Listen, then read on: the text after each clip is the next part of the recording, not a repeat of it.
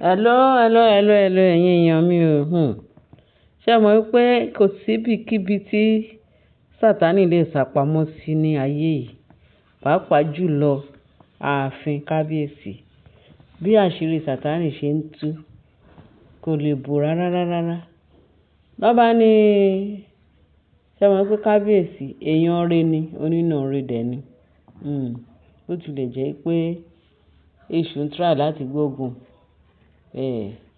K'Ọlọ́run kó bá kábíyèsí ṣẹ́ gbogbo ogun àwọn èṣù tó wà nínú ààfin yẹn. Kó ṣẹ́ dànù. K'Ọlọ́run kó ṣàánú kábíyèsí, kó dárí gbogbo àìṣedéédé èjì. Ju gbogbo ẹ lọ, torí ẹ̀ kábíyèsí ò fẹ́ fi Naomi lọ́rùn lẹ̀. Torí anointing, kábíyèsí fa anointing sí ara, ó fà á mọ́ra. Kábíyèsí mọ nǹkan tó ń ṣe. Torí ẹ̀ kò sí ogun ṣógun àjogún mi. Ogun ẹlẹ́bọ lóògùn lè borí ẹ̀ láti ba iṣẹ́ Olúwa jẹ́ ní ààfin yẹn. Torí ọba tó bá fẹ́ jẹ ní orí ilẹ̀ láyé yìí, Ọlọ́run mọ̀ sí. Torí t'Ọlọ́run bá mọ̀ sí, kò lè ṣe é ṣe. Kò sí bó ṣe lè jẹ́. Ọlọ́run dìídì máa ń yan ọba fúnra lára rẹ̀. Kò sí anybody tó lè ba iṣẹ́ Olúwa jẹ́ ní ààfin yẹn.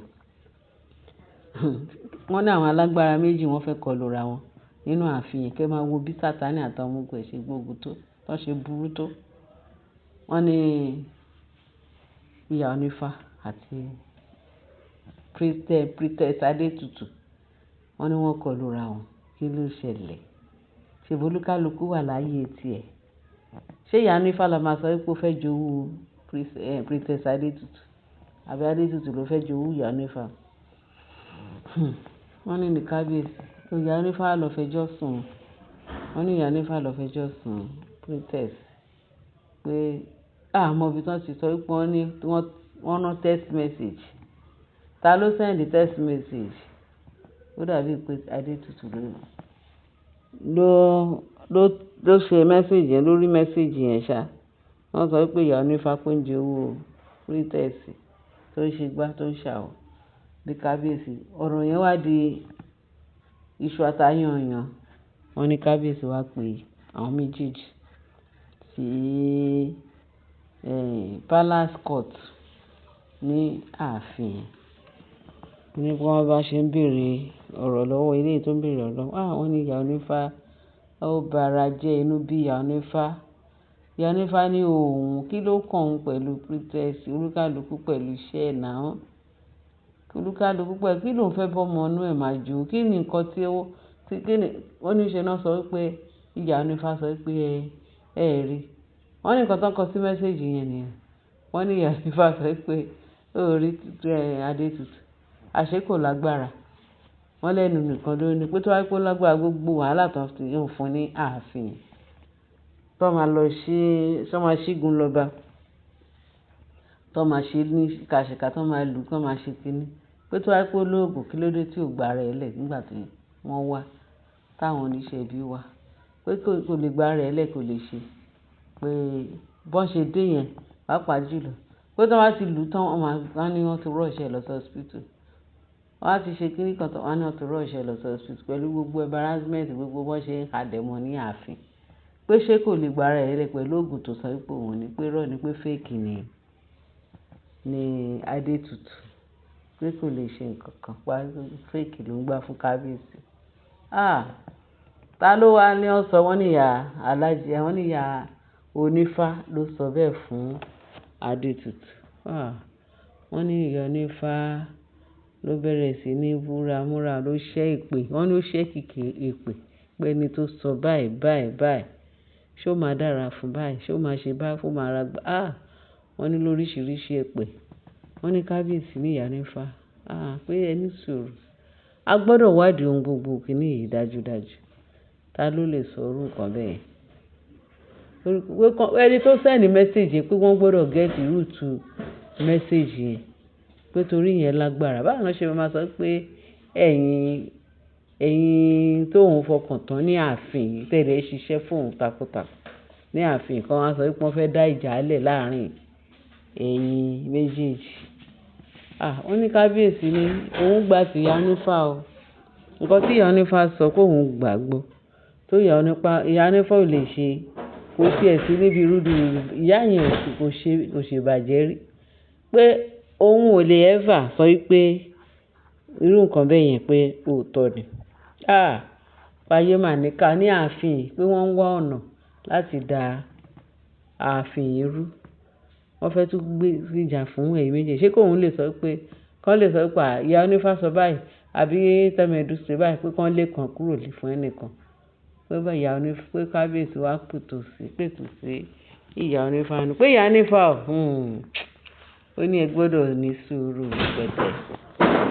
Ṣé mọ ogun tó ń gbé ti ọmọ yìí ní ààfin abẹ́ ẹ̀ mọ̀ ìyẹn Adétutù. Pé Adétutù pé nǹkan tó ń ṣe fún láàfin kó lágbára. Pé ìyá onífá máa fi ọwọ́ wọ́nú ni o. Kábíyèsí ni ó yẹ at least ó yẹ kí ìyá onífá mọ bó ṣe ń lọ láàfin. Wọ́n mọ̀ pé àwọn ìkà náà fẹ́ dá ìjà lẹ̀ láàrin ẹ̀yin méjèèjì pé irọ́ ni o. Pé gbogbo wọ́n á sọ fún Adétutù pé irọ́ ni o. Irọ́ ni àwọn kúkú mọ àwọn tó wà láàfin yìí wọ́n fẹ́ dá ìjà lẹ̀ kí kábíyèsí lè sọ pé òun ò fẹ́ Adétutù. Adétutù ṣá ni wọn ò fẹ́ kí owó dúró sáàfin. Torí ẹ̀ náà ṣe ń frame gbogbo oríṣiríṣi ọ̀nà láti lè lé Adétutù kúrò láàfin pé irọ́ náà dẹ̀ pa. Pé kí ìyá onífá kó fi yèdè nù pé wọ́n máa gẹ́ẹ̀tì gbogbo rúùtù nǹkan tó ń ṣẹlẹ̀. Ẹni tó send message yẹn pé kábíyèsí ní òun máa máa jẹ́ kí investigation yẹn máa lọ. Pé àwọn gbọ́dọ̀ rí ẹni tó ṣiṣẹ́ yìí pé gbogbo àwọn tó ṣiṣẹ́ yìí pé kò lè ju àwọn tó wà láàfin. Ó kúkú pé kábíyèsí wá ń sọ fún Adétutù pé kúkú ti mọ àwọn ọ̀tá ẹ̀. Kí ló dé tí wọ́n fẹ́ fi wàhálà sáàárín wa àti kábíyèsí? Ìwọ náà wá gbàgbọ́ pé ìyá onífá lè sọ orúkọ bẹ́ẹ̀ pé láyé pé kí Adétutù kó fọkàn balẹ̀. Kí ìyá onífá kẹ́dẹ̀rẹ́ kó má gba gbogbo rádaràda yẹn gbọ́. Torí ìranù náà wọ́n fẹ́ try láti dálẹ̀ ní àárín ẹ̀yin méjèèjì. Ṣé mọ̀ pé àwọn people yẹn ó yẹ kí lóòótọ́ gẹ́gẹ́ bí kábíyèsí ṣe sọ pé at least pé Adétutù yẹ kó mọ gbogbo àwọn tó ń ṣe irú nǹkan bẹ́ẹ̀. Wọ́n ní ẹ̀yìnkùlé lọ̀tá wọ̀ ilé làṣẹ ní wí. Wọ́n wà ń bẹ̀ dáadáa àwọn oníṣẹ́ ibi. Adétutù fẹ́ ṣé ìyẹn wá jẹ́ tuntun.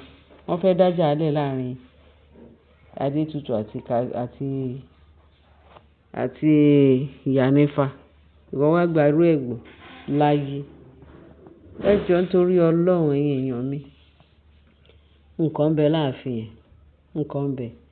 Kábíyèsí pé a tètè mọ bó ṣe fẹ́ ṣe ààfin yẹn torí Ọlọ́run á ràn kábíyèsí lọ́wọ́. Ọgbọ́n tó fún Sólómọ́nì ní ayé ìgbàanì.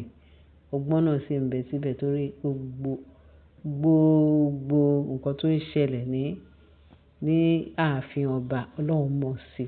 Ọlọ́run á dẹ̀ fún kábíyèsí ní ọgbọ́n, ìmọ̀ àti òye láti fi kọ́ńkà gbogbo agbára kágbára tó lè máa victimize kábíyèsí láàfin.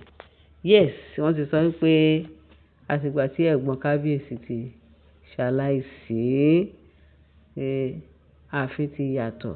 Àṣírí lọ́lọ́run máa tú níbẹ̀. Àṣírí wọn ò ní bò tógo bá ń jẹ́ tọ́lọ́run. Gbogbo àwọn oníṣẹ́ ibi oníṣẹ́ ẹ̀ṣẹ̀ tó fẹ́ dá ààfin yẹn rú lágbára Ọlọ́run ọba ìyanu. Àṣírí èṣù ò ní bò lórí kábíyèsí. Kábíyèsí àti Naomi wọ́n máa gbé yẹ̀ o. Àtúnṣe tí Ọlọ́run rán sáàfin through Naomi á ṣe é ṣe, á ṣàṣeyege torí Ọlọ́run á kún lẹ́yìn. Ẹ ṣé gan ẹ̀yin èèyàn wa. Ẹ bá share, ẹ bá like, ẹ bá subscribe, ẹ bá fi túkù sí comment section. Àbọ̀ Ọlọ́run á dájú lórí wa o. Jésù Kristi Olúwa wa. Àmín. Ẹ ṣé gan tẹ́ fi ń tẹ́tí sí wa. Láyọ̀ o.